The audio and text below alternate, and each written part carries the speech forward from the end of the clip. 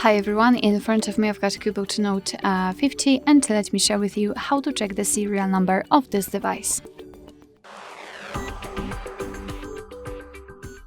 So here let me show you two different ways of checking the serial number. The first one requires the secret code. So let's open the dialer and enter the code, which is *#06#. And as you can see at the bottom of this pop-out window, we've got the serial number of this device. So let's tap on OK. And another way through the settings, let's tap on them. Here we have to scroll down to the very bottom to find About Phone. And here, let's scroll down again to tap on the model. And as you can see right in the middle, we've got the serial number of this device.